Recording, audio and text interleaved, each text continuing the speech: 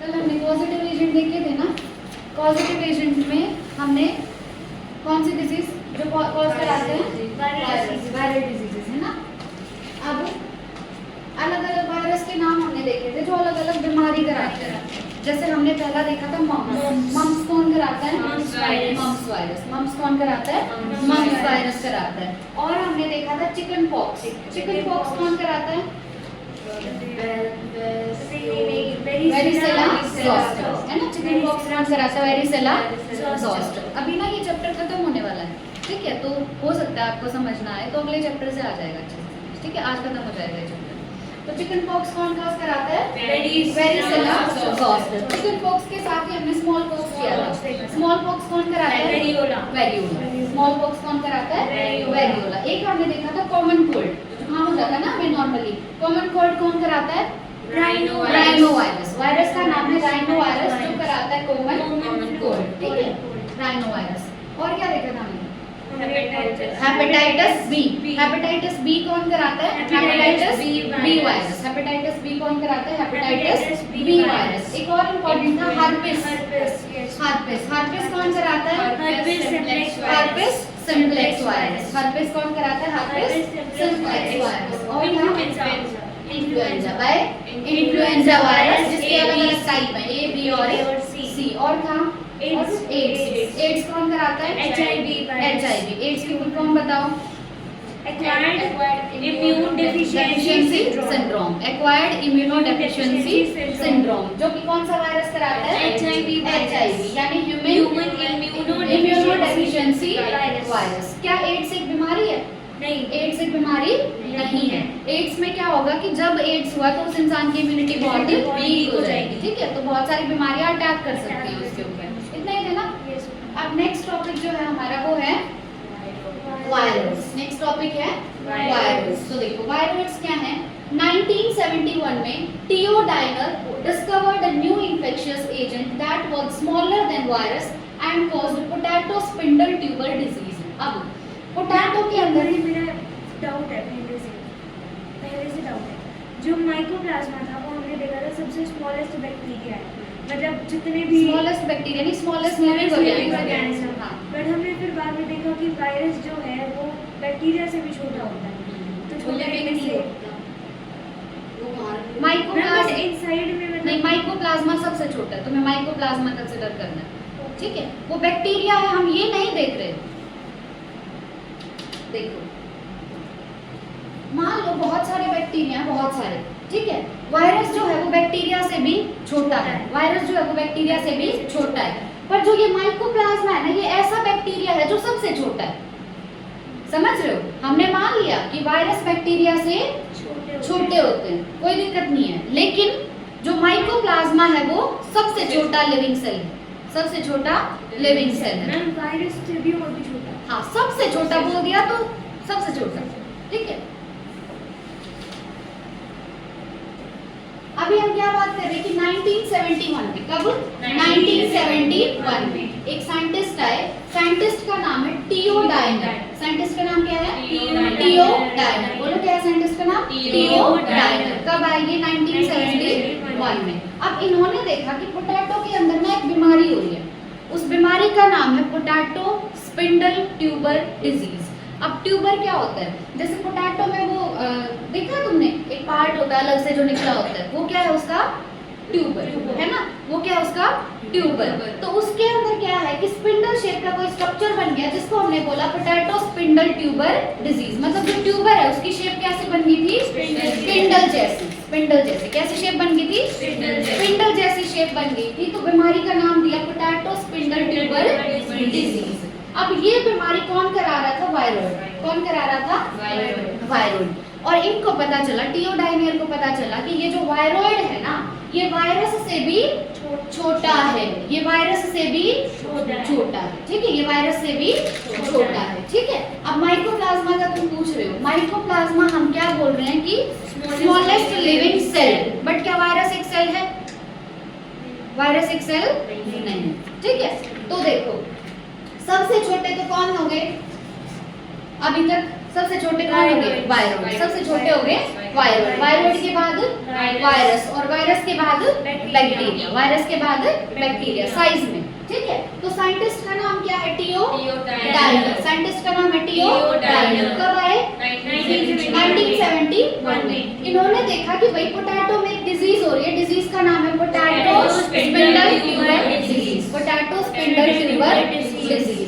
अब ये बीमारी ना कोई ऐसा ऑर्गेनिज्म करा रहा है जो साइज में वायरस से भी छोटा है, जो साइज में वायरस से भी छोटा है, और उस ऑर्गेनिज्म का नाम इन्होंने क्या रख दिया? वायरस। उसका नाम रख दिया वायरस। ये इन्फेक्शियस एजेंट है। इन्फेक्शियस एजेंट मतलब ये इन्फेक्शन करा सकता है, ठीक है। ये क्या करा सकते हैं? इन्फेक्शन। अब it was found to be a free RNA. ये क्या है? एक फ्री आरएनए है। ये क्या है? एक फ्री आरएनए है। It lacked the protein code that is found in viruses, hence the name viroid. इसीलिए हमने नाम क्या दिया? वायरॉइड। देखो कल हमने देखा था हमारे पास है वायरस। क्या है? वायरस। अब वायरस के स्ट्रक्चर को हमने बोला था न्यूक्लियो प्रोटीन। क्या बोला था? Nucleo protein. न्यूक्लियो प्रोटीन मतलब इसमें न्यूक्लिक एसिड भी है और प्रोटीन भी है। न्यूक्लिक एसिड भी है और प्रोटीन भी।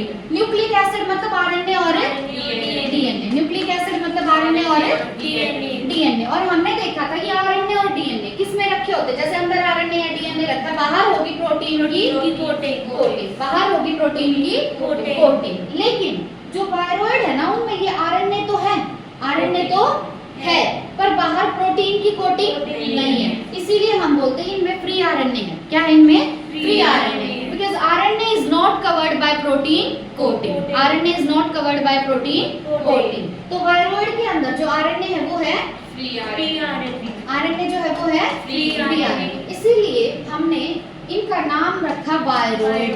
क्या नाम रखा? वायरॉइड।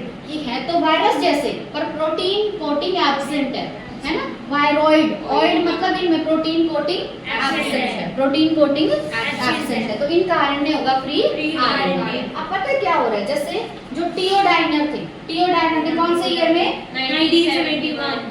1971 में। इन्होंने देखा कि पोटैटो के अंदर ना एक डिजीज हो रही है। पोटैटो के अंदर एक डिजीज हो रही है। डिजीज का नाम है potato spindle fewer disease. Potato spindle fewer disease. अब उन्होंने देखा ये जो बीमारी करा रहे हैं ना, उन्हें नहीं पता था इनका नाम क्या है, ठीक है। शुरू में नाम नहीं पता था। उन्होंने देखा यहाँ पे ये जो बीमारी हो रही है ना, ये बीमारी ऐसे ऑर्गेनिज्म करा रहे हैं जो साइज में वायरस से छोटे हैं, साइज में वायरस से छोटे हैं। और इनका जो आरएनए है ना वो है फ्री आरएनए। इनका आरएनए जो है वो है फ्री आरएनए। मतलब यहाँ पे प्रोटीन कोटिंग नहीं है, प्रोटीन कोटिंग नहीं है। इसीलिए उन्होंने इनका नाम रख दिया वायरॉइड्स। क्या नाम रख दिया? वायरॉइड्स, ठीक है। अब देखो, the RNA of the viroid was of low molecular weight। अब molecular weight सुना है कभी? अभी सिर्फ इतना ध्यान रखो, molecular weight वैसे केमिस्ट्री में पढ़ोगे, molecular weight मतलब वजन, molecular weight मतलब वजन, कि जिन मॉलिक्यूल से वो बना हुआ है उनका वेट कितना है। जैसे अगर मैं बात करूँ O2 की, है ना, तो O2 का molecular weight कितना होगा? 32, है ना, क्योंकि एक ऑक्सीजन का होता है 60, तो 2 का होगा 32, तो वो उसका molecular weight है। इसी तरीके से जो यहाँ पे RNA है, वायरॉइड में जो आरएनए है उसका मॉलिक्यूलर वेट वायरस के आरएनए के कंपैरिजन में कम होता है, मॉलिक्यूलर वेट कम होता है। तो पता है ज्यादा यहाँ कंफ्यूजन किस में होता है कि क्या वायरॉइड में प्रोटीन कोटिंग है? नहीं है, वायरॉइड में प्रोटीन कोटिंग नहीं है, फ्री आरएनए पड़ा हुआ है, जबकि वायरस में प्रोटीन कोटिंग होती है। फिर क्या क्वेश्चन बनता है? इंपॉर्टेंट साइज पूछ लेते हैं। सबसे छोटा होगा वायरस, सबसे छोटा अब तक वायरस, उसके बाद वायरस, उसके बाद बैक्टीरिया, ठीक है। अच्छा, और क्या देखा हमने कि अगर हम मॉलिक्यूलर वेट देखें तो मॉलिक्यूलर वेट एक तरफ आरएनए है वायरस का और एक तरफ आरएनए है वायरॉइड का, तो मॉलिक्यूलर वेट किसका ज्यादा? वायरस का। मॉलिक्यूलर वेट किसका ज्यादा? वायरस का, ठीक है। अब लाइकेंस कर लेते हैं पहले, फिर करा देंगे फ्रेंड्स, ठीक है, क्योंकि वो इसमें नहीं है। देखो लाइकेंस हम देख चुके हैं, पढ़ा था ना हमने लाइकेंस फंजाई में। लाइकेन क्या है? फंजाई है और उसके साथ एल्गे का सिम्बायोटिक एसोसिएशन। सिम्बायोटिक रिलेशनशिप का मतलब होता है कि जब दो ऑर्गेनिज्म एक दूसरे के बिना नहीं रह सकते, कि तू ये काम कर मैं ये काम करूंगा, ठीक है, हम मिलजुल के रहेंगे, उस रिलेशनशिप को बोलते हैं सिम्बायोटिक रिलेशनशिप। क्या बोलते हैं? Symbiotic relationship. यहाँ पे ये रिलेशनशिप दो ऑर्गेनिज्म के बीच में है। एक ऑर्गेनिज्म है एल्गे और एक ऑर्गेनिज्म है फंजाई। एक ऑर्गेनिज्म है एल्गे और एक है फंजाई।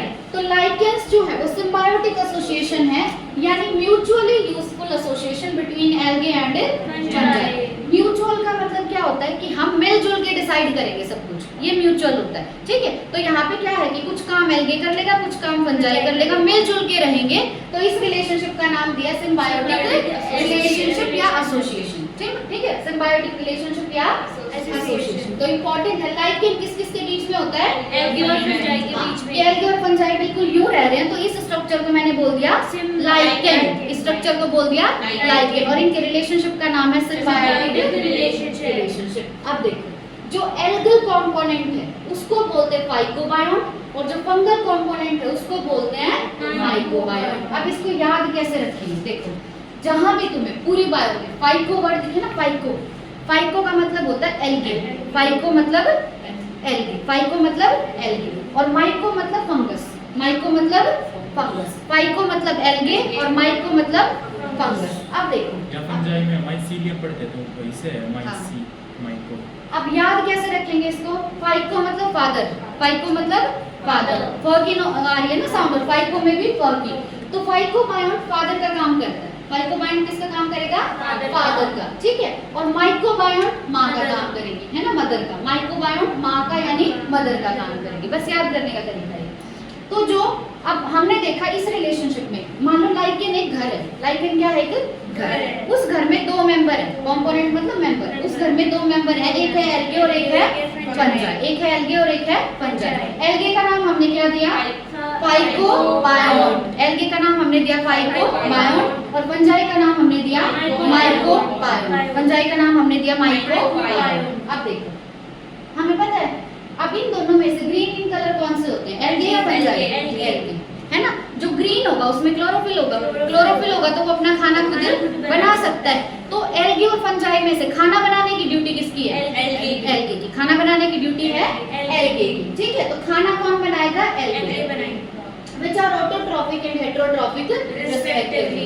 जो एल्गे है वो तो है ऑटोट्रॉफिक, और जो फंजाई है वो है हेटेरोट्रॉफिक। ऑटोट्रॉफिक मतलब अपना खाना बना सकता है, और हेटेरो मतलब अपना खाना नहीं बना सकता, वो दूसरे से लेगा, है ना। तो एल्गे खाना बना देगा और फंजाई उस खाने को खा लेगा, क्योंकि वो हेटेरोट्रॉफिक है। ठीक है, अब बात करते हैं algae prepare food for fungi. Algae का काम क्या है? फंजाई के लिए खाना बनाना। एल्गे का काम है फंजाई के लिए खाना बनाना, और फंजाई क्या करेगा? फंजाई प्रोवाइड करेगा shelter and absorb mineral and water for its partner. अब जो बाहर के सारे काम है ना, कि पानी लेके आना है, मिनरल्स लेके आना है, रहने के लिए घर देना है, वो काम किसका है? फंजाई। वो काम किसका है? फंजाई का। ठीक है, तो शेल्टर, मिनरल और वाटर। शेल्टर, मिनरल और वाटर। शेल्टर मतलब रहने की जगह, शेल्टर, मिनरल और वाटर तो कौन दे रहा है? फंजाई।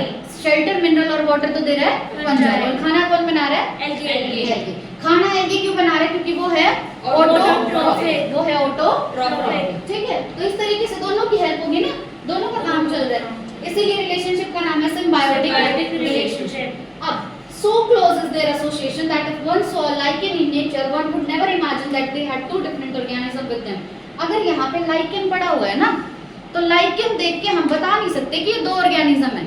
दो ऑर्गेनिज्म कौन कौन से हैं उसमें? एल्गे और फंजाई। एल्गे और फंजाई। हम देख के नहीं बता सकते यहाँ पे दो अलग अलग हैं एल्गे और फंजाई, इतना क्लोज रिलेशनशिप है इनका। ठीक है, अब लाइकेन आपको से दिख जाएगा? हाँ बिल्कुल, मल्टी सेल्युलर स्ट्रक्चर है ना फंजाई भी और एल्गे, है ना। Lichens are very good pollution indicators. They do not grow in polluted areas। अगर कोई ऐसा एरिया है जहाँ पे पोल्यूशन ज्यादा है, तो वहाँ पे एल्गे ग्रो, लाइकेन ग्रो नहीं करेगा, वहाँ पे लाइकेन ग्रो नहीं करेगा। तो इसका मतलब क्या है? मान लो यहाँ पे बहुत पोल्यूशन है, यहाँ पे एल्गे ग्रो नहीं कर रहा, तो हमें पता चल गया ना कि यहाँ पे पोल्यूशन ज्यादा है। जहाँ पे एल्गे ग्रो नहीं करेगा मतलब वहाँ पोल्यूशन ज्यादा है, इसीलिए हम बोलते हैं lichens are very good pollution indicators. ये हमें बताते हैं कि यहाँ पोल्यूशन ज्यादा है, यहाँ पोल्यूशन कम है। ठीक है, तो lichens are very good indicators of pollution. Very good indicators of pollution because they do not grow in polluted areas. They do not grow in polluted areas. So lichens में हमने देखा कि lichen जो है वो एक symbiotic relationship है between algae and fungi. यहाँ पे algae का नाम हमने रखा phycobiont. क्या नाम रखा? phycobiont. और फंगस का नाम रखा माइकोबायोम. फंगस का नाम रखा माइकोबायोम. खाना बनाने का काम किसका है? एल्गे का, क्योंकि वो है ऑटोट्रॉफ, है ना. शेल्टर, मिनरल और वाटर. एल्गे के लिए कौन लेके आएगा? फंजाई. ठीक है, जिसको हम माइकोबायोम बोल रहे हैं. अब इन दोनों में से, एल्गे और फंजाई में से, ऑटोट्रॉफिक तो है एल्गे और हेटेरोट्रॉफिक है फंजाई. हेटेरोट्रॉफिक है फंजाई. ठीक है. उसके बाद dash are very good indicators of pollution. Lichens. ठीक है, क्योंकि ये पॉल्यूटेड एरिया में ग्रो नहीं करते. ठीक है, एक सेकंड में 311 का इंसर्ट किया.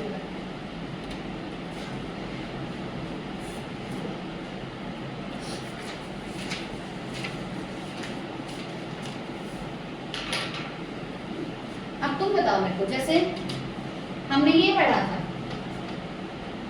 फंजाई की कितनी क्लास पढ़ी है हमने? 4 क्लास पढ़ी है. पहली क्लास थी फाइकोमाइसेटीज, दूसरी एस्कोमाइसेटीज, तीसरी बसीडियोमाइसेटीज, फोर्थ ड्यूटेरोमाइसेटीज. अब मैंने आज तुम्हें ना एक वर्ड का मतलब बताया फाइको का. फाइको मतलब एल्गे. जहाँ भी फाइको है मतलब एल्गे. अब तुम्हें ना 4 ऑप्शन दिए हुए हैं और एनसीईआरटी ने नहीं लिखी हुई ये बात. तुम्हें 4 ऑप्शन दिए हैं. 4 ऑप्शन में तुम्हारे पास है फाइकोमाइसेटीज, बसीडियोमाइसेटीज, एस्कोमाइसेटीज और डिटेरोमाइसेटीज. और तुमसे पूछ लिया कि इनमें से कौन सी एल्गल फंजाई है. कौन सी एल्गल फंजाई? फाइकोमाइसेटीज. ठीक है, तो फाइकोमाइसेटीज इज एल्गल फंजाई. पूछा हुआ है क्वेश्चन. हां, ये कैसी फंजाई होती है? कैसे? Algal fungi. हां, फाइको वर्ड का मतलब है ना, नाम रख दिया बस इसका. ऐसे हमने यू बैक्टीरिया को बोला, बीजीए बोला. क्या बोलेंगे है? Phycomycetes commonly known as algal fungi. पूछा हुआ ये क्वेश्चन, इसलिए बताती हूं. ठीक है, phycomycetes is commonly known as algal fungi. तो जहां भी फाइको वर्ड आए मतलब एल्गे. अगर कोई पूछे phycology, study of algae. Mycology study of fungi. Mycology study of fungi. ठीक है. अच्छा, एक क्वेश्चन था बसीडियोमाइसेटीज. बसीडियोमाइसेटीज को हम बोलते हैं क्लब फंजाई. क्या बोलते हैं? क्लब फंजाई या ब्रैकेट फंजाई. तो एनसीईआरटी में दिया भी है ना. तो इसके कॉमन नेम है क्लब फंजाई या ब्रैकेट फंजाई. लिख लो अपने एनसीईआरटी में, क्लब फंजाई या ब्रैकेट फंजाई. ठीक है. एस्कोमाइसेटीज को बोलते हैं sac fungi. Ascomycetes is known as sac fungi and deuteromycetes is known as imperfect fungi. Imperfect fungi. ठीक है.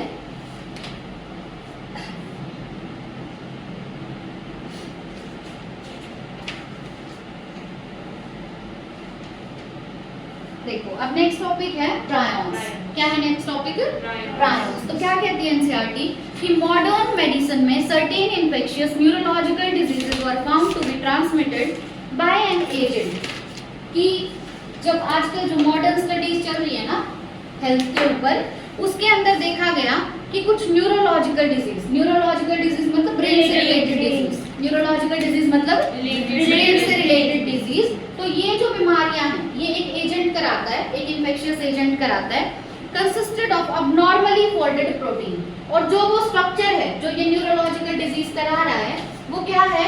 वो है अबनॉर्मली फोल्डेड प्रोटीन. क्या है? Abnormally folded protein. Abnormally folded protein.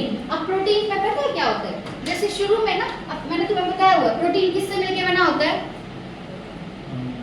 Amino acid. Protein किससे मिलके बना होता है? अमीनो एसिड से. जैसे एक अमीनो एसिड ये है, एक अमीनो एसिड ये है, एक अमीनो एसिड ये, तो ये जुड़ के बना देते हैं प्रोटीन. ये जुड़ के बना देते हैं प्रोटीन.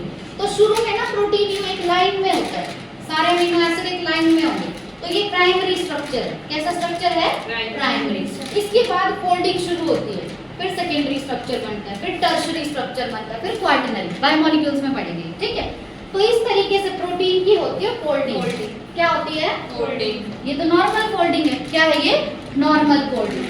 लेकिन जो हम टॉपिक पढ़ रहे हैं, टॉपिक का नाम है प्रायन। टॉपिक का नाम है प्रायन।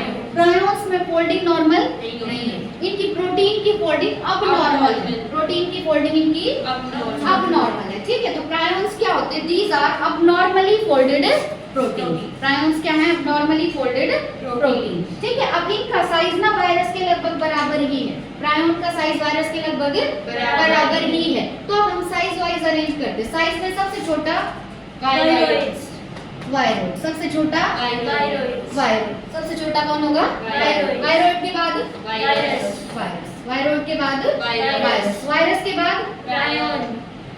प्रायन और वायरस का लगभग सेम होता है। प्रायन और वायरस का सेम, ठीक है। उसके बाद सबसे बड़ा बैक्टीरिया, सबसे बड़ा बैक्टीरिया, वेरी इंपॉर्टेंट ऑर्डर, ठीक है। सबसे छोटा वायरोइड, उसके बाद वायरस और प्रायन सेम है लगभग साइज, और लास्ट में बैक्टीरिया सबसे बड़ा, ठीक है। बी से बैक्टीरिया, बी से बड़ा, बी से बैक्टीरिया, बी से बड़ा, ठीक है। वायरस और वायरोइड में कंफ्यूज मत होना, ठीक है, क्योंकि वायरोइड है सबसे छोटा और वायरस है उससे बड़ा।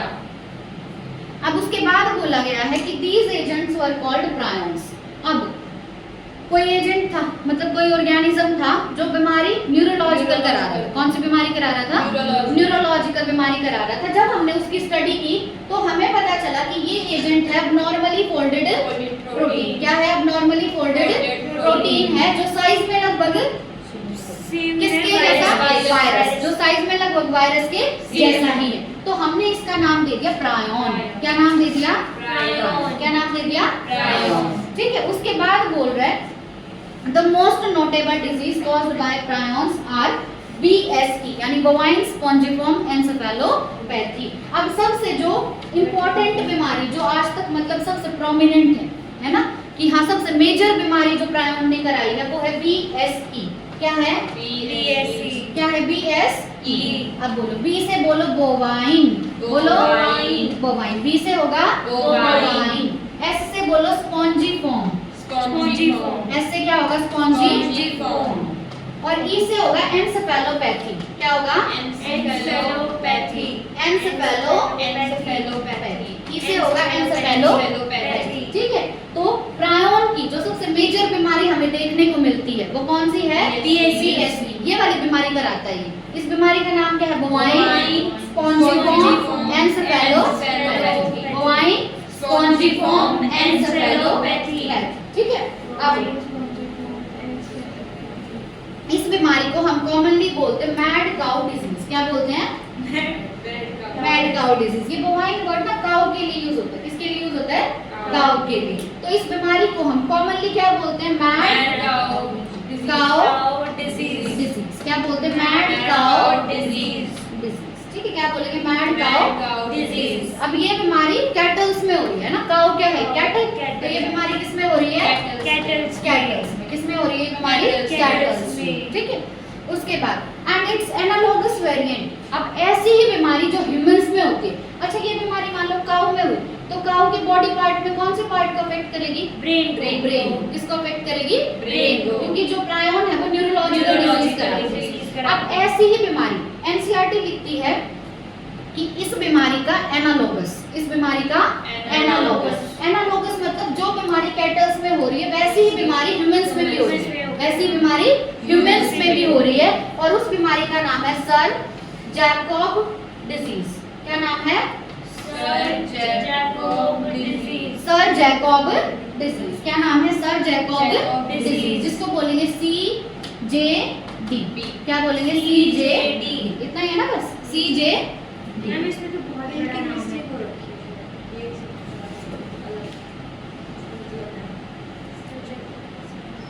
ये इसका पूरा C का वो दे दिया इन्होंने, क्रूट्सफेल्ड। इसको जो CR लिखा है ना पुरानी एनसीईआरटी में, उसी को इन्होंने क्या लिख दिया? क्रूट्सफेल्ड। बाकी जैकब डिजीज भी याद रखोगे तो कोई दिक्कत नहीं है, CJD यानी crude spelled Jacob disease, crude spelled Jacob disease. तो अभी हमारा टॉपिक क्या था? प्रायोन। टॉपिक क्या था? प्रायोन, है ना। प्रायोन साइज में वायरस के बराबर ही होंगे, है ना। उसके बाद हमने देखा कि जो प्रायोन है वो न्यूरोलॉजिकल डिजीज कराते हैं। क्या कराते हैं? न्यूरोलॉजिकल डिजीज, मतलब ब्रेन से रिलेटेड डिजीज कराएंगे। फिर हमने देखा कि ये जो प्रायोन है इनमें अबनॉर्मली फोल्डेड प्रोटीन है। क्या है इनमें? अबनॉर्मली फोल्डेड प्रोटीन प्रेजेंट है, ठीक है, ध्यान रखना इनमें है अबनॉर्मली फोल्डेड प्रोटीन, ठीक है। उसके बाद हमने देखा कि ये जो प्रायोन है इसकी जो सबसे ज्यादा दिखने वाली बीमारी है वो है BSE। क्या है? BSE यानी bovine spongiform encephalopathy. Bovine spongiform encephalopathy, commonly known as mad cow disease, commonly known as mad cow disease, ठीक है। उसके बाद हमने देखा ऐसी ही बीमारी ह्यूमंस में भी होती है ना। Analogous to this disease in humans is CJD। क्या होगी? CJD यानी क्रेट्ज़-जैकब डिजीज या CR-जैकब डिजीज, ठीक है। ऐसी बीमारी ह्यूमंस में है। पॉज कर देना है, प्लांट किंगडम और एनिमल किंगडम का वो है ना छोटा सा वो। अब दो और छोटे-छोटे टॉपिक दिए एनसीईआरटी ने, प्लांट किंगडम और एनिमल किंगडम। वरना इसमें पूरे चैप्टर है, प्लांट पे अलग चैप्टर, एनिमल पे अलग चैप्टर है, तो यहाँ तो बस एक छोटी सी इमेज दिखाई गई है। तो किंगडम प्लांटे क्या है? Kingdom Plantae include all eukaryotic chlorophyll containing organism commonly called plant. Plantae kingdom है तो इसमें प्लांट्स आएंगे। क्या आएंगे? प्लांट्स। अब प्लांट्स जो है ना ये होते हैं यूकैरियोटिक, प्लांट्स होते हैं यूकैरियोटिक। प्लांट्स क्या होते हैं? यूकैरियोटिक। पता है ना मैं यूकैरियोटिक का मतलब। उसके बाद इनके पास होता है क्लोरोफिल, प्लांट्स के पास होता है क्लोरोफिल, ठीक है। तो प्लांट किंगडम में आते हैं प्लांट्स जो यूकैरियोटिक हैं और क्लोरोफिल कंटेनिंग, मतलब यूकैरियोटिक है उनके पास क्लोरोफिल होता है। अब कुछ मेंबर्स जो हैं are partially heterotrophic such as insectivorous plant और पैरासाइट। ये बात आज तक तुम्हें नहीं पता होगी कि प्लांट किंगडम में कुछ ऐसे प्लांट भी आते हैं जो पूरे तरीके से ऑटोट्रॉपिक नहीं है। They are partially heterotrophic. वो पार्शियली क्या है? हेटेरोट्रॉपिक है। वो प्लांट्स है पार्शियली हेटेरोट्रॉपिक। ऐसा क्यों बोला हमने पार्शियली हेटेरोट्रॉपिक?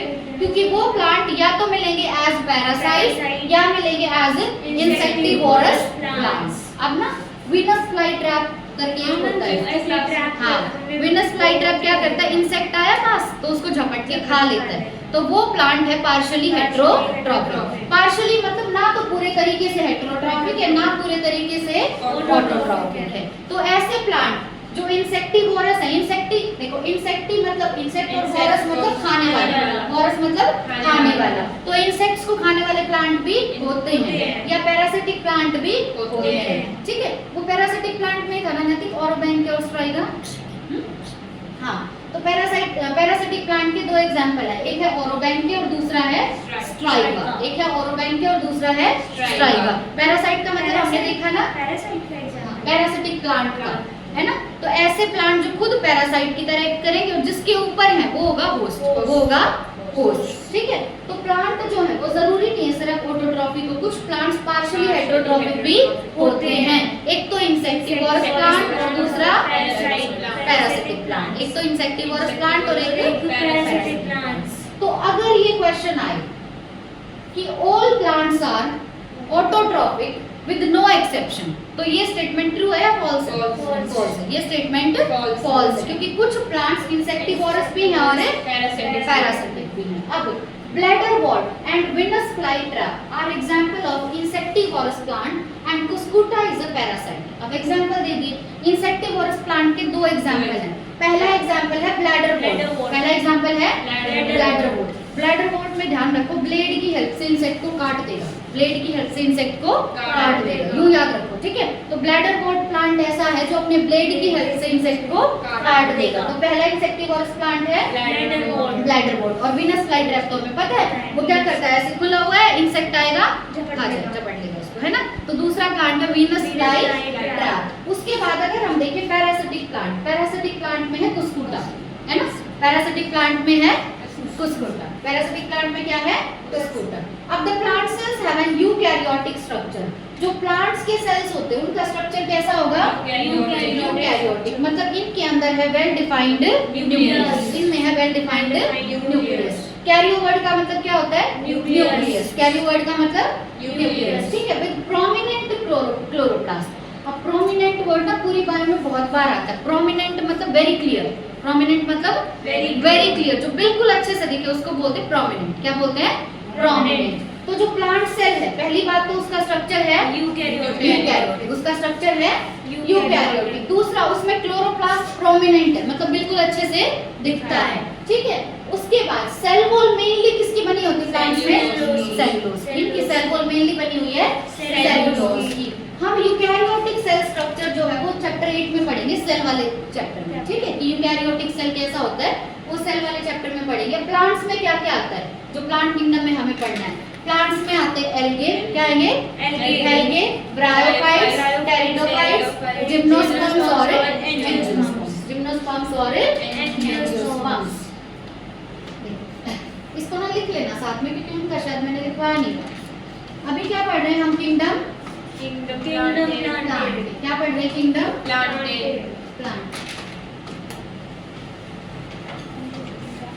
एक पेज छोड़ के लिख लेना, क्योंकि वो भी लिखना होगा ना तुम्हें प्राइमरी से वगैरह। अब किंगडम प्लांटे में हम क्या देख रहे हैं? यहाँ पे आएंगे प्लांट्स। किंगडम प्लांटे में क्या आएंगे? प्लांट्स आएंगे। अब प्लांट्स जो हैं ये होते, पहली बात तो ऑटोट्रॉफिक। क्या होते हैं? ऑटोट्रॉफिक। क्यों? क्योंकि इनके पास है क्लोरोफिल। क्या प्रेजेंट है? क्लोरोफिल, ठीक है। उसके बाद जो प्लांट्स हैं इनका सेल स्ट्रक्चर होगा यूकैरियोटिक, है ना। प्लांट्स का जो सेल स्ट्रक्चर है, सेल स्ट्रक्चर कैसा होगा? यूकैरियोटिक, मतलब वेल डिफाइंड न्यूक्लियस होगा इनके अंदर। और जो इनकी सेल वॉल है, सेल वॉल मेनली किसकी बनी होगी? सेलुलोज मेनली लिखा है, ठीक है, जरूरी नहीं है सिर्फ सेलुलोज होगा। मेनली किसकी बनी हुई है? सेल, इनकी सेल वॉल मेनली बनी हुई है सेलुलोज। मेनली पे स्टार लगा देना। उसके बाद क्या था कि जरूरी नहीं है सारे हेटेरोट्रॉफिक हों। फ्यू प्लांट्स आर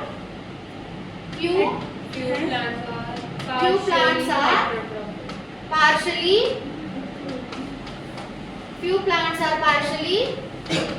हेटेरोट्रॉफिक, ठीक है।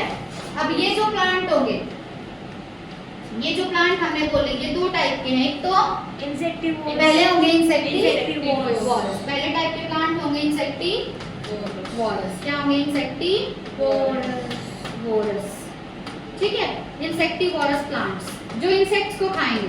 और दूसरे टाइप के प्लांट होंगे पैरासिटिक प्लांट्स। क्या होंगे? Parasitic plants.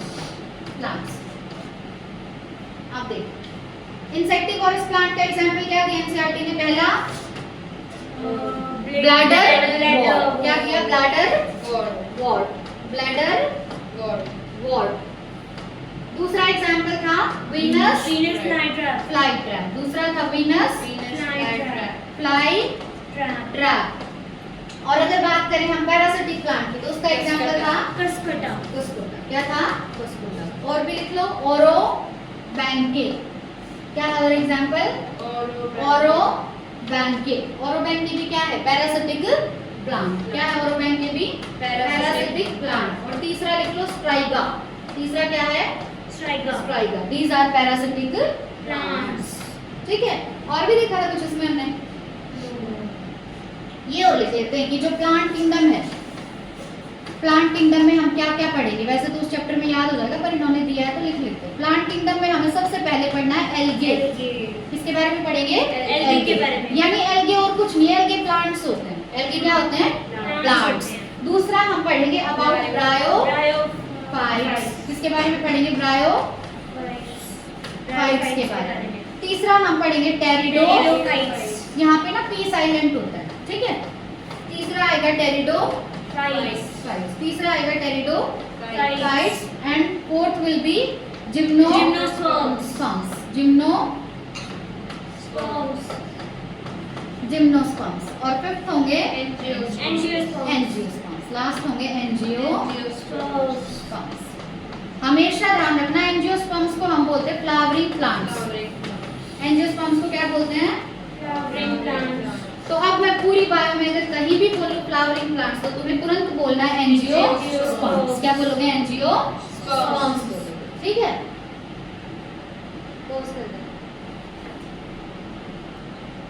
देखो क्या बोला गया है कि जो प्लांट की लाइफ साइकिल है उसमें 2 फेज है। प्लांट की लाइफ साइकिल में कितने फेज हैं? 2 फेज हैं। जैसे हमारी लाइफ साइकिल में तो कई सारे फेज हैं। हम छोटे बच्चे होते हैं, फिर थोड़े और बड़े, तो कई सारे फेज है ना, जवानी, बुढ़ापा, बहुत कुछ है हमारी लाइफ में। पर प्लांट की लाइफ साइकिल में कितने फेज हैं? 2 फेज। कितने फेज हैं? 2 फेज। एक फेज का नाम है स्पोरोफिटिक और दूसरे का नाम है गैमेटोफिटिक। एक का नाम है स्पोरोफिटिक और एक का नाम है गैमेटोफिटिक। एक का नाम है स्पोरोफिटिक और एक का नाम है गैमेटोफिटिक। जो स्पोरोफिटिक वाला है ना वो डिप्लॉयड होता है। स्पोरोफिटिक वाला डिप्लॉयड। डिप्लॉयड मतलब एन या 2n? 2n। डिप्लॉयड मतलब 2n और हैप्लॉयड मतलब n। हैप्लॉयड मतलब n। तो जो स्पोरोफिटिक फेज होगा वो होगा 2n और गैमेटोफिटिक फेज होगा n। That alternate with each other. मतलब प्लांट में क्या होता है, एक बार आएगा गैमेटोफिटिक फेज, फिर स्पोरोफिटिक फेज, फिर गैमेटोफिटिक फेज, फिर स्पोरोफिटिक फेज। तो ये ऑल्टरनेट चल रहा है ना, है ना? ऑल्टरनेट चल रहा है, एक बार तो एक बार में, एक बार तो एक बार में। तो इसको बोलते हैं ऑल्टरनेशन ऑफ जनरेशन। क्या बोलते हैं? Alternation of generation. कि प्लांट की लाइफ साइकिल में कितने फेज आते हैं? 2 फेज आते हैं। 2 फेज आते हैं। पहला फेज है स्पोरोफिटिक फेज और दूसरा फेज है गैमेटोफिटिक गैमेटोफिटिक फेज। डिप्लॉयड कौन सा होगा? स्पोरोफिटिक और हैप्लॉयड कौन सा होगा? गैमेटोफिटिक। अब लेंथ जो होती है हैप्लॉयड और डिप्लॉयड फेज की and whether these phases are free living or dependent on other vary among different group in plants, this phenomena is called alternation of generation। अब देखो हमने देखा प्लांट किंगडम में हम ऐसे देखते हैं, एल्गे है, ब्रायो है, टेलिडो है, जिम्नो है, एनजीओ है, ऐसे है ना। अब क्या होता है, किसी के अंदर तो गैमेटोफिटिक फेज बड़ा होगा, किसी के अंदर स्पोरोफिटिक फेज बड़ा होगा, किसी में क्या होगा कि स्पोरोफिटिक फेज अकेला मजे मार रहा है कि मेरे को गैमेटोफिटिक फेज की जरूरत नहीं है। किसी में क्या है कि स्पोरोफिटिक फेज गैमेटोफिटिक फेज के बिना जिंदा नहीं रह सकता, वो खाने वगैरह के लिए उस पर डिपेंडेंट है गैमेटोफिटिक फेज पे। तो यहाँ पे ये सब चलता रहता है, इसी को बोल रहे हैं अल्टरनेशन ऑफ जनरेशन। तो अगर कोई पूछे कि क्या सारे प्लांट्स के अंदर स्पोरोफिटिक और गैमेटोफिटिक फेज का जो टाइम है वो सेम होता है कि इतने टाइम तक चलेंगे? नहीं, किसी में गैमेटो बड़ा है, किसी में स्पोरोफिटिक बड़ा, किसी में ये फ्री लिविंग है और किसी में डिपेंडेंट, किसी में फ्री लिविंग है और किसी में डिपेंडेंट। क्या बोलने की कोशिश कर रही हूँ मैं कि प्लांट की लाइफ साइकिल में कितने फेज आएंगे? 2 फेज आएंगे। एक फेज का नाम तो है स्पोरोफिटिक फेज, दूसरे फेज का नाम है गैमेटोफिटिक फेज। डिप्लॉयड कौन सा है? स्पोरोफिटिक और हैप्लॉयड है गैमेटोफिटिक। अब कुछ प्लांट्स के अंदर तो ऐसा है कि गैमेटोफिटिक फेज बड़ा है, कुछ में स्पोरोफिटिक फेज बड़ा है, ठीक है। अब ना इसको ऐसे बोलते हैं कि जैसे अगर हैप्लॉयड बड़ा है तो हैप्लॉयड के नाम से दे देंगे उसको नाम, डिप्लॉयड बड़ा है तो डिप्लॉयड के नाम से दे देंगे। बीच का सिस्टम है तो बीच का, ये पहले था टॉपिक और बहुत नंबर भी कटे थे बच्चों के, अब काट दिया। प्लांट किंगडम में था टॉपिक, तो तुम्हें बस क्या ध्यान रखना है कि 2 फेज होते हैं, एक तो हैप्लॉयड और एक डिप्लॉयड, एक गैमेटोफिटिक फेज और एक स्पोरोफिटिक, है ना। एक तो गैमेटोफिटिक फेज और एक स्पोरोफिटिक फेज जो ऑल्टरनेट करते रहते हैं, एक बार मैं आ गया, एक बार तू आ गया। अब ये या तो फ्री लिविंग होंगे या एक दूसरे पे डिपेंडेंट होंगे, ठीक है। इसी को बोलते हैं ऑल्टरनेशन ऑफ जनरेशन। क्या बोलते हैं? ऑल्टरनेशन ऑफ जनरेशन बोलते हैं। तो लिख लो 2 phases in life cycle of plant।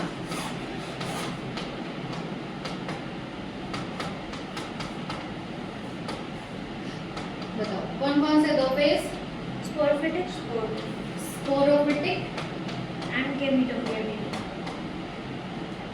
Sporophytic phase and gametophytic phase. Gametophytic phase, ठीक है।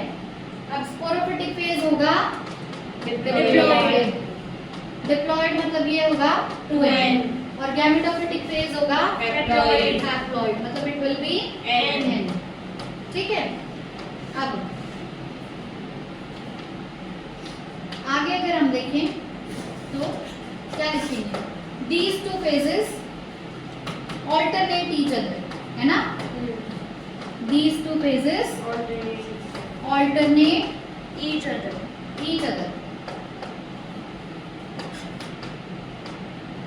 They may be free living or dependent, है ना? They may be free living or dependent. और क्या था? एक और लाइन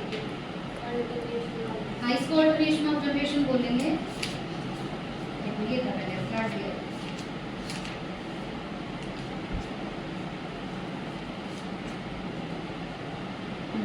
लेंथ जो है इनकी, the length of haploid and diploid phases vary करती है ना? Length of haploid and diploid phases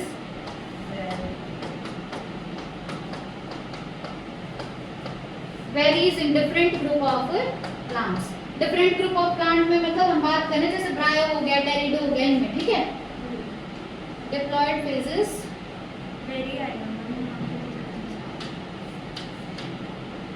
vary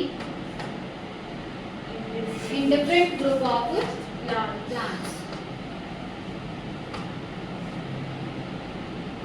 और ये जो कुछ भी चल रहा है इसको बोलते हैं ऑल्टरनेशन ऑफ जनरेशन, ठीक है। इसको बोलेंगे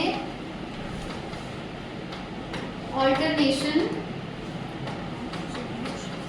ऑफ जनरेशन, ठीक है। लिख लिया?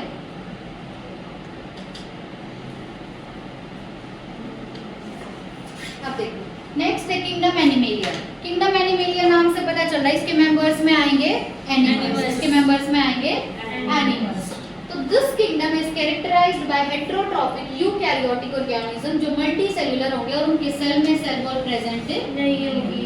तो किंगडम एनिमेलिया में एनिमल्स आते हैं और एनिमल्स होते हैं हेटेरोट्रॉपिक, एनिमल्स होते हैं हेटेरोट्रॉपिक मतलब वो अपना खाना खुद नहीं बना सकते। दूसरा इनका सेल स्ट्रक्चर होगा यूकैरियोटिक, सेल स्ट्रक्चर होगा यूकैरियोटिक यानी वेल डिफाइंड न्यूक्लियस में होगा, वेल डिफाइंड न्यूक्लियस में होगा। यूनिसेल्युलर है या मल्टी सेल्युलर? मल्टी सेल्युलर, ये होंगे मल्टी सेल्युलर। और इनके सेल में सेल वॉल नहीं होगी। प्लांट में तो सेल वॉल थी जो ज्यादा किसकी बनी हुई थी? सेलुलोज की, है ना? लेकिन यहाँ पे सेल वॉल नहीं है। अब दे डायरेक्टली और इनडायरेक्टली, हम या तो डायरेक्टली या इनडायरेक्टली फूड के लिए किस पे डिपेंडेंट है? प्लांट्स पे। अब ना डायरेक्टली इनडायरेक्टली क्यों बोले? जैसे मैं पालक खा रही हूँ अगर तो मैं डायरेक्टली खा रही हूँ, है ना? डायरेक्टली मैं प्लांट पे डिपेंडेंट हूँ। और अगर मैं खा रही हूँ चिकन, है ना? अगर मैं चिकन खा रही हूँ तो कहीं ना कहीं उसने भी कुछ ऐसा खाया होगा। या चिकन छोड़ो, बकरी ले लेते हैं ना, बकरी खा रही हूँ मस्टर्ड ऑयल वो ले लो, ठीक है। या अगर मैं बकरी का एग्जांपल दे रही हूँ, मैं बकरी का मांस खा रही हूँ तो उसने भी खाया होगा एक टाइम पे तो प्लांट, तो यहाँ पे मैं प्लांट पे इनडायरेक्टली डिपेंडेंट हूँ। तो चाहे बोले डायरेक्टली चाहे इनडायरेक्टली हम सब खाने के लिए किस पे डिपेंडेंट है? प्लांट्स पे। किस पे डिपेंडेंट है? वो स्वास्थ्य मैंने बोला मस्टर्ड ऑयल वो पहले उसके बाद होगा ना। हाँ वहाँ भी वो उस तरीके से ऑयल। मैम कैसे? मस्टर्ड एक प्लांट है ना? वो ऑयल जो है वो हमने पहले निकाला है वहाँ से, ठीक है। तो इनडायरेक्टली खा रहे हैं उसको, डायरेक्ट मस्टर्ड नहीं खाई ना हमने। ऑयल डायरेक्ट तेल खाते हैं मतलब तुम बकरी से They digest their food in an internal cavity. हमें हमारा खाना डाइजेस्ट करने के लिए खाली जगह चाहिए अंदर, है ना? और वो खाली जगह हमारे अंदर है तो उसको बोलेंगे इंटरनल कैविटी। जहाँ भी कैविटी वर्ड आता है ना मतलब खाली जगह, कैविटी मतलब खाली जगह। तो हमें हमारा खाना डाइजेस्ट करने के लिए चाहिए इंटरनल कैविटी। क्या चाहिए? Internal cavity. And store food as glycogen और फैट। और हम हमारा खाना स्टोर करते हैं ग्लाइकोजन के फॉर्म में या फैट के फॉर्म में। अब जैसे हम घर पे गेहूं लेके आए तो क्या सारे गेहूं एक दिन में खा जाते हैं? नहीं खाते ना, उसको कुछ को हम आटे के फॉर्म में स्टोर करके रखते हैं, कुछ को यूं ही गेहूं को रख लेंगे तो हम स्टोर करके रखते हैं, जितनी जरूरत होती है उतना खाते हैं, है ना? तो अब जैसे हमने खाना खाया, ठीक है, सारा खाना एक बार में यूज नहीं होता, उसको फिर हम स्टोर करते हैं या तो ग्लाइकोजन के फॉर्म में या फैट की फॉर्म में। फैट की फॉर्म में, या तो ग्लाइकोजन या फैट की फॉर्म में। अब हमारा जो मोड ऑफ न्यूट्रिशन है वो होलोजोइक है। हमारा मोड ऑफ न्यूट्रिशन क्या है? होलोजोइक। मतलब हम खाने को इंजेस्ट करते हैं, हम खाने को इंजेस्ट करते हैं, ठीक है। तो हमारे अंदर मोड ऑफ न्यूट्रिशन कौन सा है? होलोजोइक। हम खाने को क्या करते हैं? इंजेस्ट करते हैं। क्या करते हैं? खाने को ingest. They follow a definite growth pattern and grow into adults that have a definite shape and size. Very important. हमारे अंदर ग्रोथ डेफिनेट है, हमारे अंदर ग्रोथ डेफिनेट है, इनडेफिनेट नहीं। नहीं है। मतलब ऐसा नहीं कि हमेशा हमारी ग्रोथ चलती रहेगी, हमारे अंदर ग्रोथ डेफिनेट है, ठीक है। एक पर्टिकुलर शेप और साइज हम अटेन कर लेते हैं, उसके बाद हमारी ग्रोथ नहीं होती, ठीक है। तो ग्रोथ हमारे अंदर कैसी है? डेफिनेट है, ठीक है। फिर हम अडल्ट बन जाते हैं और एक पर्टिकुलर शेप और साइज हमें ले लेते हैं। Higher forms show elaborate sensory and neuromotor mechanisms. अब हायर फॉर्म का मतलब क्या है? जैसे हमने देखा प्लांट किंगडम में हम पढ़ेंगे एल्गे, ब्रायो, टेरिडो, जिम्नोर, एंजियो, लास्ट में एंजियो पढ़ेंगे। तो सबसे एडवांस प्लांट कौन से होंगे? एंजियो सबसे एडवांस होंगे, एंजियो। इसी तरीके से जब हम एनिमल किंगडम पढ़ेंगे ना तो उसमें पहले पोरिफेरा आएगा, फिर सिलेंड्रेटा, ऐसे करके लास्ट में हम पहुंचेंगे मैमल्स पर, हमारे ऊपर, ठीक है। लास्ट में हम हमारे ऊपर पहुंचेंगे, यानी हम सबसे एडवांस हैं, हम सबसे एडवांस है। तो हम है हायर फॉर्म, हम क्या है? Higher form. तो हमारे अंदर जो सेंसरी और न्यूरोमोटर मैकेनिज्म है, मतलब जो हमारा दिमाग है और जो हमारी सेंस करने की पावर है, जो हम हमारे एनवायरनमेंट को सेंस कर सकते हैं, वो हमारी सबसे ज्यादा है, ठीक है। तो हायर फॉर्म जो है उनकी सेंसरी और न्यूरोमोटर मैकेनिज्म जो है वो इलैबोरेट है। इलैबोरेट मतलब सबसे अच्छा है, ठीक है। नहीं यहाँ तो नहीं, ठीक है। तो हायर फॉर्म्स का जो सेंसरी और न्यूरोमोटर मैकेनिज्म है वो इलैबोरेट है। Most of them are capable of locomotion. Mostly जो एनिमल होते हैं वो लोकोमोशन कर सकते हैं, मोस्टली एनिमल लोकोमोशन कर सकते हैं। वैसे चैप्टर भी है लोकोमोशन एंड मूवमेंट, पर यही बता देते हैं। देखो दो वर्ड होते हैं, एक लोकोमोशन और एक मूवमेंट, एक लोकोमोशन और एक मूवमेंट। जैसे मैंने ये किया, यहाँ खड़ी हूँ, ये है मूवमेंट, ये है मूवमेंट। पर क्या मैं अपनी जगह से चेंज हुई? वहीं खड़ी हूँ। तो मूवमेंट क्या है कि हम कुछ ना कुछ मूवमेंट तो कर रहे हैं, कुछ ना कुछ हिला तो रहे हैं, पर हमारा प्लेस चेंज नहीं हो रहा। अब मैं चली तो अब मेरा प्लेस चेंज हुआ, है ना, प्लेस चेंज हुआ। इसको बोलते हैं लोकोमोशन, इसको बोलते हैं लोकोमोशन। जब मैं लोकोमोशन कर रही हूँ तो क्या मैं मूवमेंट कर रही हूँ? कर रही हूँ ना, हिल तो रही हूँ। जब मैं लोकोमोशन कर रही हूँ तो मैं मूवमेंट कर रही हूँ। मतलब ऑल लोकोमोशन आर मूवमेंट, और लोकोमोशन आर मूवमेंट। बट क्या all movement are locomotion? All movement are not locomotion. लेकिन ये वाली मूवमेंट तो लोकोमोशन है, ये वाली मूवमेंट तो लोकोमोशन है। तो all locomotion are movement, 2 minute और लगेंगे। All locomotion are movement but all movement are not locomotion.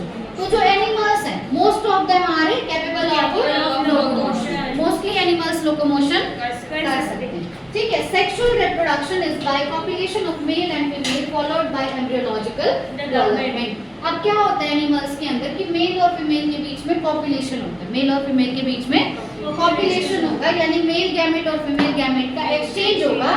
उसके बाद हमें पता है मेल और फीमेल गैमेट मिलके जाइगोट बनाते हैं, जाइगोट के बाद एम्ब्रियो बनता है और एम्ब्रियो की फिर डेवलपमेंट है ना, एम्ब्रियोलॉजिकल डेवलपमेंट। तो ये था एनिमल किंगडम, ठीक है।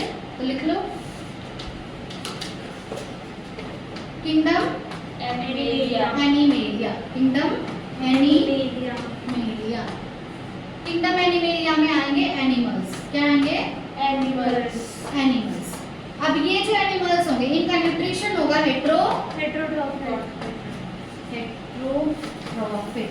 न्यूट्रिशन होगा heterotrophic.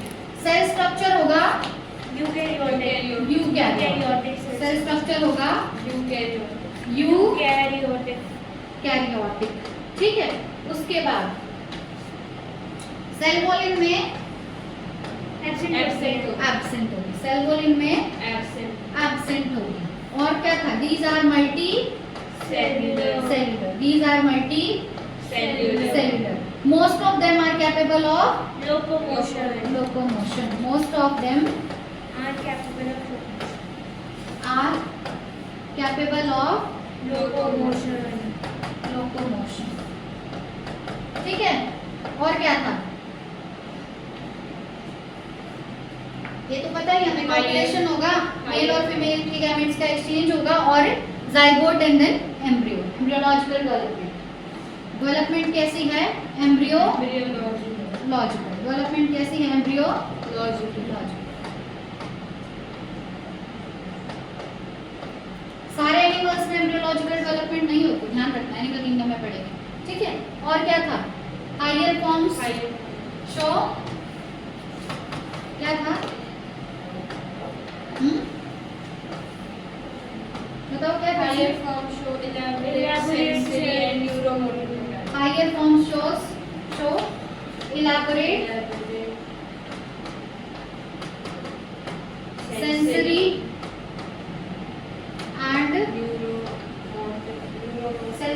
and neuromotor mechanism. motor Mechanism. और भी था कुछ?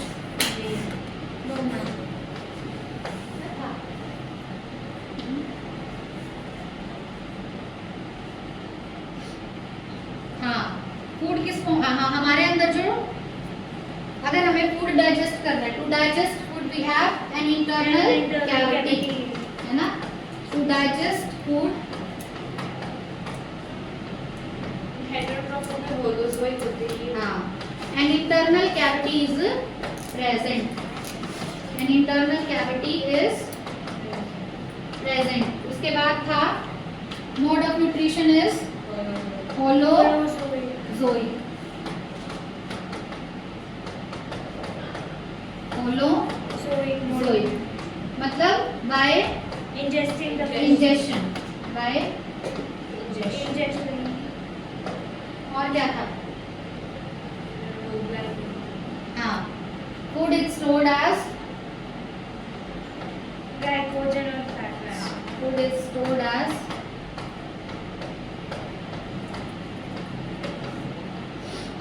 glycogen or fat, food is stored as glycogen or fat, ठीक है।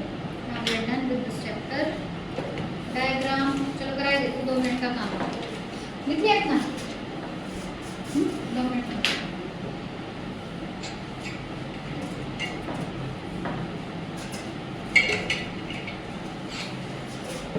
बंद तो नहीं है ना? बंद तो नहीं है ना? सबसे इम्पोर्टेंट डायग्राम है ये फर्स्ट में ना हमें दिखाया गया TMV। क्या दिखाया गया है? TMV होता है टोबैको मोजाइक वायरस। TMV होता है टोबैको मोजाइक वायरस। अब TMV में ना लेबलिंग पूछता है इसकी, जब भी पेपर आता है इस चैप्टर का। तो ये जो दिखाया गया है, ये हेलिकल स्ट्रक्चर जो बनेगा अंदर, ये है RNA। जो हेलिकल स्ट्रक्चर बनेगा अंदर वो है RNA। और बाहर जो ये है कैप्सिड, जो कोटिंग है वो है कैप्सिड। और अगर पूछ ले ये हर एक छोटा पार्ट, ये है कैप्सोमियर, ये जो हर एक छोटा पार्ट है ये है कैप्सोमियर, ठीक है। तो प्रोटीन की कोटिंग तो है कैप्सिड, अंदर ये क्या प्रेजेंट है? RNA, ठीक है। और हर एक यूनिट अगर पूछे तो वो होगा कैप्सोमियर। ये स्ट्रक्चर किसका है? वायरस। ये एक वायरस है, कौन सा वायरस है? TMV। ये कौन सा वायरस है? TMV, यानी टोबैको मोजाइक वायरस। उसके बाद ये भी एक वायरस है, ये वायरस अटैक करेगा किसके ऊपर? बैक्टीरिया के ऊपर। इसीलिए इस वायरस का नाम दिया बैक्टीरियोफेज। इसका नाम दिया बैक्टीरियोफेज। बैक्टीरियोफेज बैक्टीरिया नहीं होता, बैक्टीरियोफेज एक वायरस होता है जो किस पे अटैक करता है? बैक्टीरिया। इसकी लेबलिंग बड़ी इंपॉर्टेंट है। देखो ये टेल जैसा दिख रहा है ना, तो इसको बोलेंगे टेल फाइबर। क्या बोलेंगे? टेल फाइबर, ठीक है। ऊपर वाला जो स्ट्रक्चर है ये है हेड। ऊपर वाला स्ट्रक्चर है हेड। हेड के बाद क्या आती है हमारी? कॉलर। हेड के बाद आती है हमारी कॉलर। 12th में भी आएगा डायग्राम, वहाँ पे 2-3 नाम और दे रखे हैं। हेड के बाद आएगा कॉलर, और कॉलर के बाद ये जो है ना ऐसे कॉइन्स की तरह रखे हुए, ये है शीट। ये क्या है? शीट। तो कॉलर और शीट में कंफ्यूज मत होना। ये तो है टेल फाइबर, ऊपर वाला है हेड।